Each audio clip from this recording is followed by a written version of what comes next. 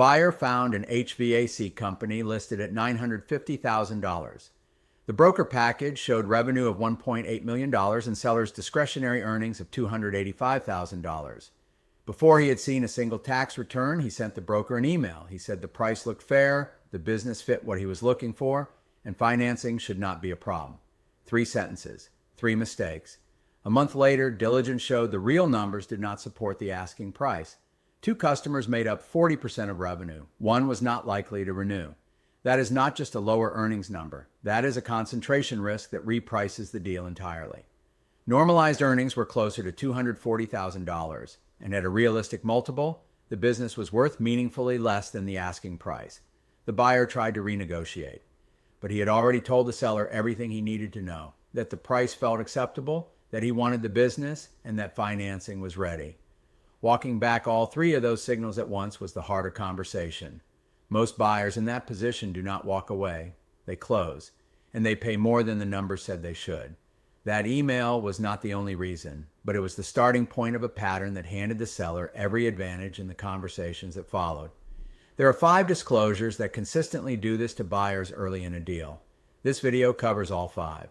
Welcome to Main Street Ledger. I'm Kurt Rose, CPA, former CFO of an SBA lender and entrepreneur. We cover small business acquisitions, SBA lending, franchise ownership, and business finance, all drawn from public sources and experience.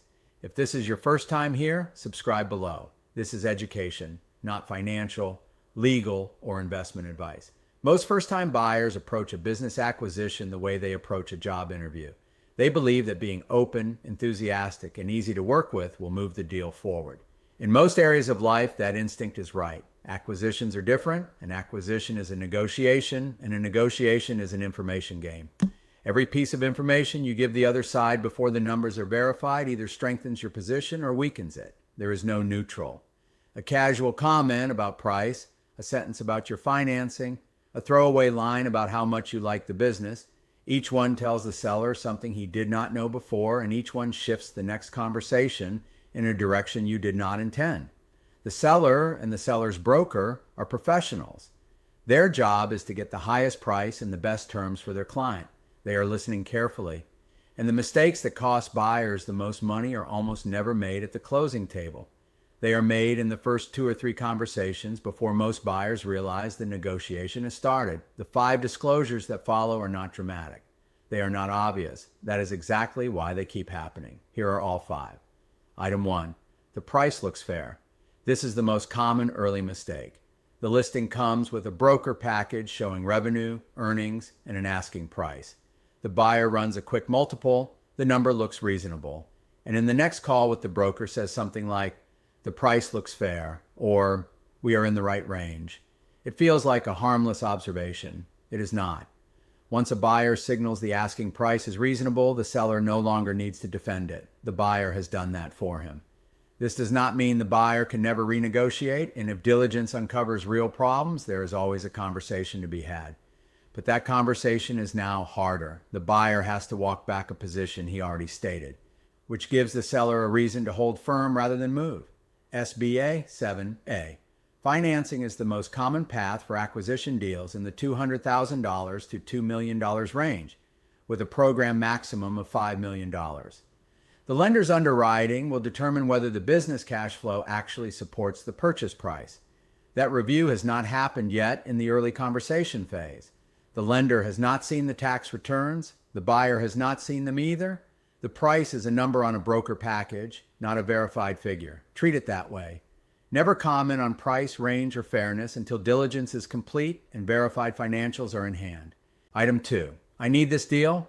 Emotional attachment is leverage for the other side. This disclosure is harder to avoid because it is not always deliberate. It shows up in how fast a buyer responds to messages, in the questions they ask, in the language they choose. Phrases like, "This is exactly what I have been looking for," or "I really love what I am seeing," are not just conversational, they are signals. And the seller reads them as confirmation that the buyer has nowhere else to go. The moment a seller knows the buyer wants this business badly, every negotiation that follows shifts in the seller's favor. Not just on price, on seller financing terms, on transition length, on what gets included in the purchase agreement, on how much flexibility the seller is willing to show when a problem surfaces during diligence. A buyer who appears emotionally committed has already surrendered the most valuable thing in any negotiation, which is the credible ability to walk away. Keep seller communications professional and measured. Interest is appropriate. Enthusiasm in small doses is fine. Attachment is a liability. Item 3. My financing is lined up. First-time buyers say this because they want to appear serious. The problem is that it is almost never true at the point when they say it. Most SBA lenders will require verification of the seller's financial records, including business tax returns before the loan closes. For larger deals, many lenders also require IRS transcript verification. None of that has happened in the early stage of a deal. A buyer who says financing is not a problem has made a promise the lender has not yet agreed to keep. And this connects directly to leverage. If the buyer signals that financing is settled, the seller has less reason to accommodate requests during diligence, adjust terms, or work through complications that come up before closing. The buyer has already told him the deal is going to close. The fix is simple. Instead of financing is not a problem, say we are working through our financing process. That is accurate. It signals the buyer is serious, and it does not hand the seller a commitment that the lender may not support. Item 4, everything looks good. This one is subtle, and it tends to happen later, once early diligence is underway. The tax returns come in reasonably close to the broker package. The owner seems credible, the business feels solid, and the buyer starts letting that confidence show in conversations with the seller or broker. Things are looking good on our end. We are making progress. It feels like normal professional courtesy. What it actually does is signal that the buyer has validated more than he has. Sellers hear it as informal confirmation that the deal is on track, which makes any later request to renegotiate feel like a change of position rather than a response to new information. Tax returns are the anchor document for SBA underwriting, but reviewing them does not mean diligence is done. The full picture includes customer concentration, the stability of key contracts, lease terms, key employee dependents, equipment condition, and pending litigation. The HVAC buyer's real problem was not the tax returns. It was that 2 customers represented 40% of revenue and one was about to leave. That is a concentration risk that would reprice any deal, and it had nothing to do with the financials looking clean. Never signal that diligence is complete or that things look good until all of it is done. Item 5, I am not looking at anything else. This is the most consequential disclosure on the list because it affects every negotiation that follows. A buyer who appears to have no alternatives gives the seller something very valuable: certainty. The seller knows the deal is going to close. He knows there is no competing offer. He knows that if he holds firm, the buyer has nowhere else to go. That certainty costs the buyer leverage on every term, not just the headline price. Seller financing, transition support, earn-out structure, closing contingencies. All of it becomes harder to negotiate when the seller has no reason to compete. Even when one deal is clearly the preference, the seller does not need to know that. Maintain the posture of a disciplined buyer with a process and a range of options under review. The through line across all 5 of these is the same. Each disclosure transfers information the seller will use, and none of them are required. The HVAC buyer was not careless or uninformed.